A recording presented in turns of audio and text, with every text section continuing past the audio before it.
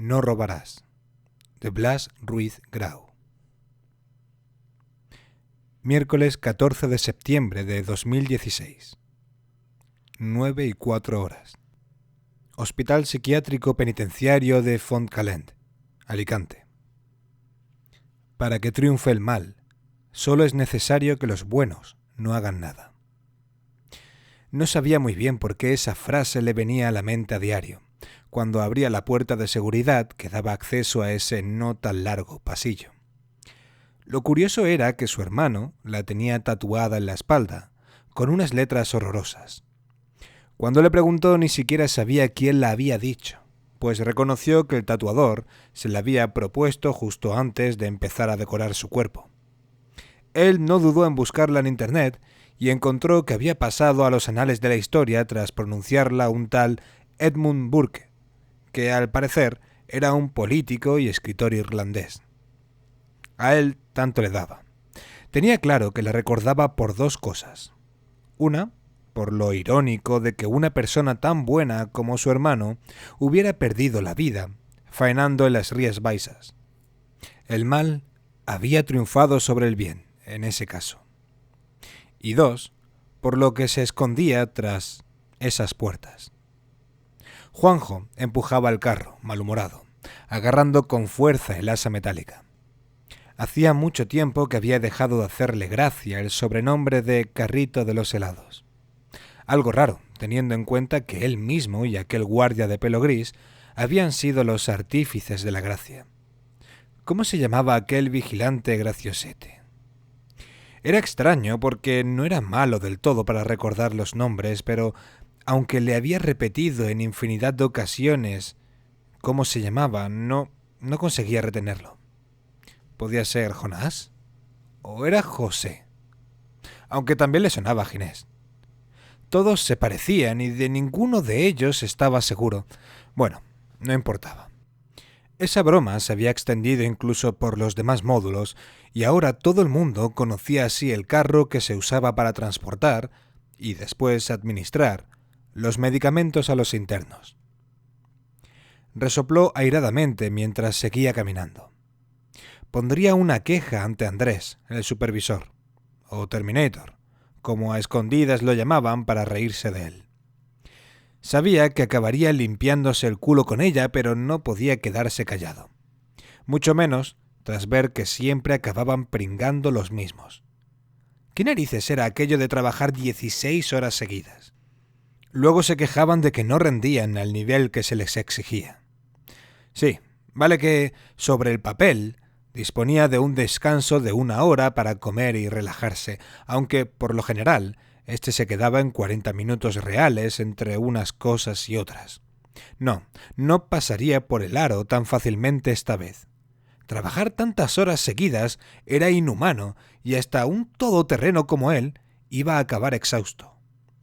Estaba claro que si el imbécil de Gonzalo no se había presentado aquella mañana, alguien tendría que cubrir su puesto.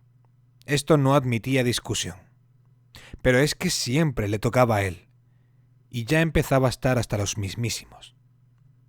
Lo que más le molestaba era que ese patán estaría, seguro, durmiendo la mona encima de alguna pechugona que hubiera conocido esa misma noche y cuyo nombre ni siquiera recordaría. Siempre igual. A Gonzalo no le importaba el día de la semana que marcara el calendario. ¿Qué va? Para él, todas las noches eran una oportunidad única de zumbarse a cualquier incauta o de sortear la posibilidad de acabar con la nariz rota tras una paliza. Puede que en verdad lo que le fastidiaba era que su compañero viviera su vida de una manera tan intensa, mucho más que el hecho de no haber aparecido por allí para cumplir con sus obligaciones.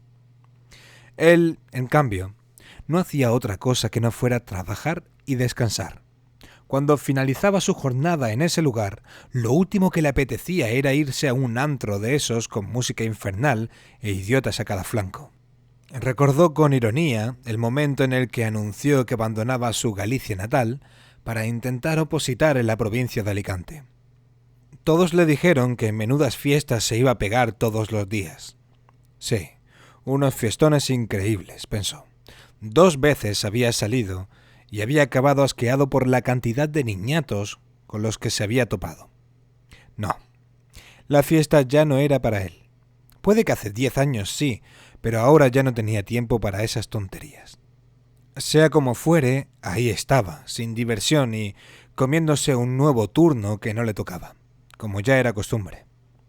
La única conclusión que sacaba de todo aquello era que ese listillo de Gonzalo le debía ahora una bien grande, y se la pensaba cobrar. Vaya si lo haría. Detuvo el carro. Hizo el ritual de siempre, obligatorio en ese módulo, pero que solo unos pocos cumplían. Metió las llaves en la cerradura y procedió. «Buenos días, señor», saludó con su tono más amable. Los cursos sobre psicología que les impartían cada 2 por 3 insistían en que nunca debían llamar a los internos por su nombre o apellido. Ese tipo de gente era tan impredecible que algunos incluso podían sentirse ofendidos si se referían a ellos por su nombre. Pensaban que se tomaban demasiadas confianzas. Era mejor el trato impersonal. Además, la manera de emitir cada palabra, el tono empleado, la modulación de la voz, el no alargar las sílabas más de lo necesario. Cada detalle podía ser determinante cuando se trataba con gente así. El susodicho no contestó. Los internos casi nunca lo hacían debido a la fuerte medicación que tomaban. Puede que fuera esto último lo que hacía que Juanjo entrara con relativa tranquilidad en sus celdas. Eso, y que estuvieran, habitualmente, atados a la cama, como era el caso del señor Hardy, el inglés al que estaba visitando. Un angelito este Hardy. Se cargó a toda su familia porque unas voces le incitaron a hacerlo. También había otros reclusos ingresados a los que se les permitía estar, asimismo atados, en una silla, como su siguiente visita. Esta en concreto hacía que se le pusiera el vello de punta, aunque ahora no quería pensar en eso. Sabía que en su trabajo un descuido podía ser fatal, y no podía permitírselo. Lo principal era su propia seguridad. Mientras seguía el protocolo para asegurarse de que Hardy se tomaba toda la medicación, recordó los buenos tiempos en los que había el doble de personal y tenían guardias de seguridad para casi todo. Antes era impensable una visita a cualquiera de los internos de ese módulo sin un segurata preparado para actuar al lado de cada uno de los enfermeros y celadores. Era necesario, por mucho que ahora trataran de convencerlos de que no. Numerosos habían sido los incidentes en aquella institución desde que se inauguró a principios de los años 80. Suicidios, ataques a celadores, incendios provocados por pirómanos que se las apañaban para conseguir un encendedor, y ahora había 55 trabajadores menos, 55 personas menos para atender a 291 reclusos. Además de eso, los directivos pensaban que sus empleados, por llevar una mini taser en la parte trasera de su cinturón, ya podían realizar su labor sin miedo a un posible ataque, como si diera tiempo a reaccionar cuando uno se veía en una situación así. Lo mejor, o peor, era que nada de esto había trascendido a los medios de comunicación.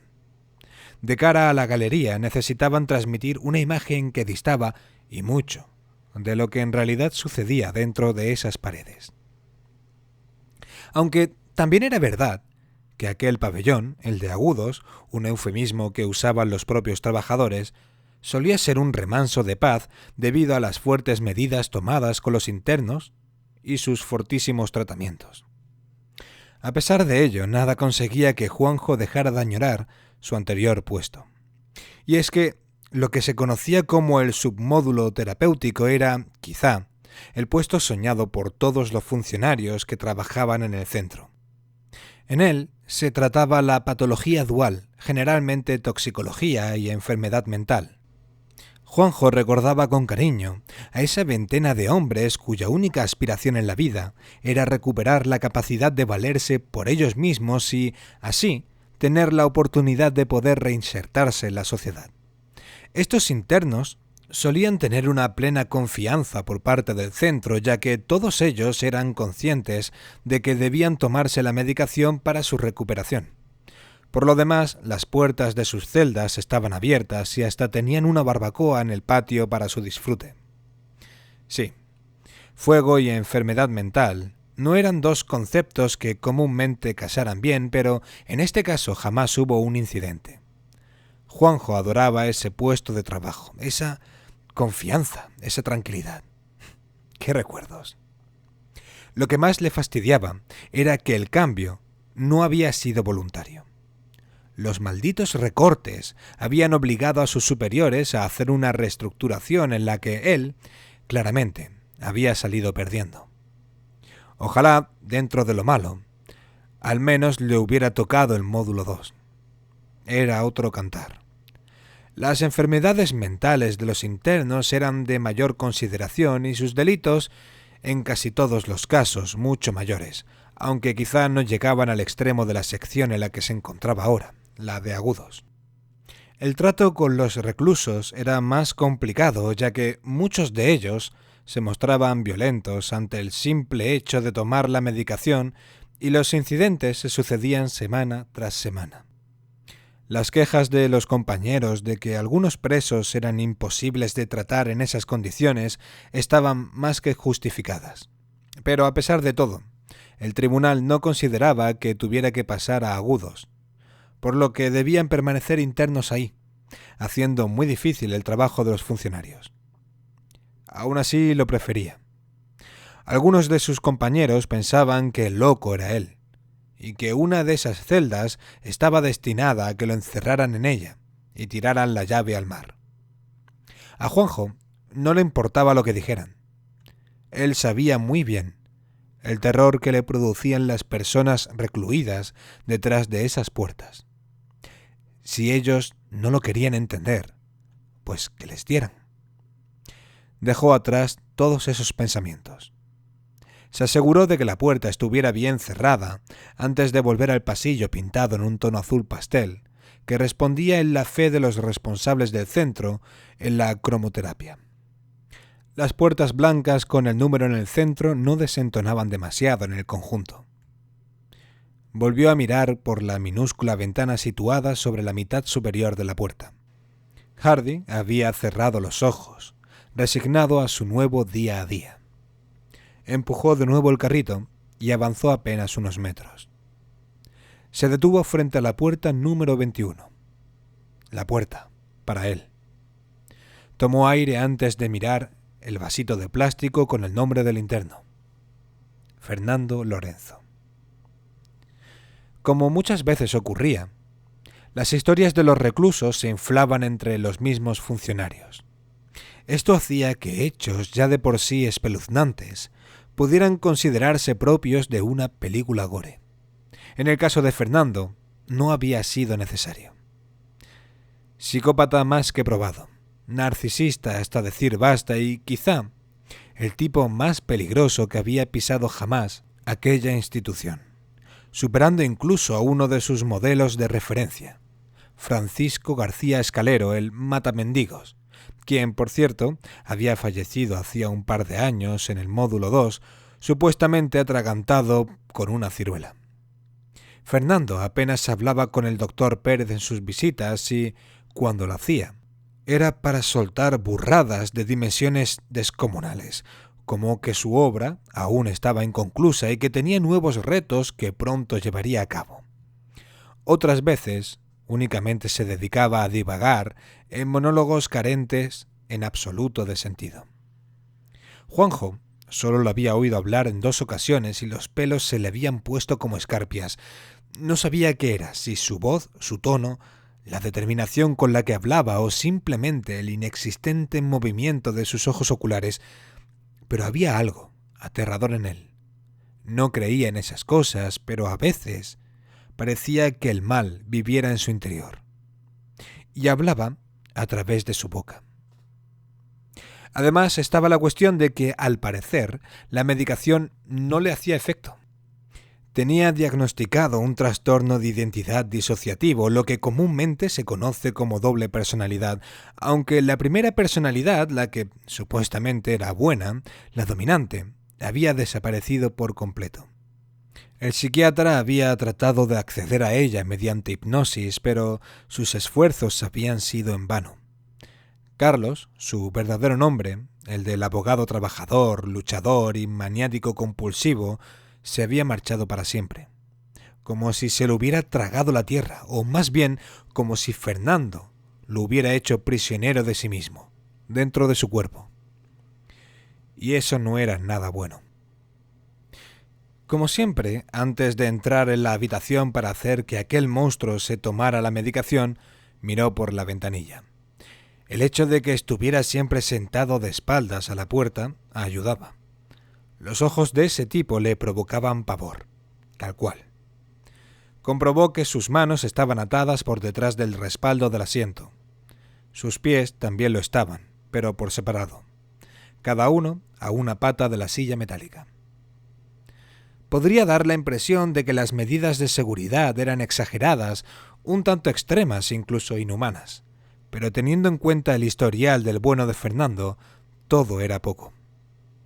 Los internos, a veces, presentaban algunas rarezas con las que los jefes intentaban ser indulgentes. El fin estaba claro: tenerlos lo más tranquilos posible, y si algo lo conseguía, pues se les concedía y punto. La de Fernando no era mala del todo comparada con otras, pero desde luego, como extraña, se llevaba la palma. El muy tarado pedía pasar todo el día sentado en una silla mirando hacia la pared. Sin más, una pared, además completamente blanca y sin decoración alguna. Sin embargo, esta no era la parte más extraña de su petición, ya que muchas veces exigía pasar las noches allí sentado. Juanjo recordó cómo al principio al director le costó acceder a esta petición. No por nada, pues no era específicamente malo, pero es que era algo tan peculiar que no entendía en qué podía beneficiar al interno. Al revés, más bien podía perjudicarle. A ver quién tras pasar una noche así es capaz de moverse por la mañana. Parecía más un castigo que otra cosa. Al final acabó claudicando porque entendió que si el recluso era feliz, no había motivos reales para seguir negándose, al margen de que no parecía entrañar peligro alguno. Si era lo que quería, allá él. Lo verdaderamente extraño del asunto era que esta petición de dormir sentado la hacía de vez en cuando. Ahora llevaba semanas completas pasando las noches allí, en la silla. Juanjo sabía que sí dormía, porque le había tocado hacer comprobaciones rutinarias de madrugada para verificarlo. Si no, hubiera jurado que ni cerraba los ojos. Los bulos en torno a ese interno no tardaron en circular por el hospital, inventados y propalados por los propios trabajadores. A alguien le dio por afirmar que había notado cómo, en las últimas semanas, la personalidad de Carlos había pugnado por salir de nuevo a la superficie y Fernando, manteniéndose en aquella postura, podía contenerla dentro de él, como si la posición le permitiera estar alerta a pesar de dormirse. La primera vez que escuchó eso, Juanjo rió ante semejante gilipollez.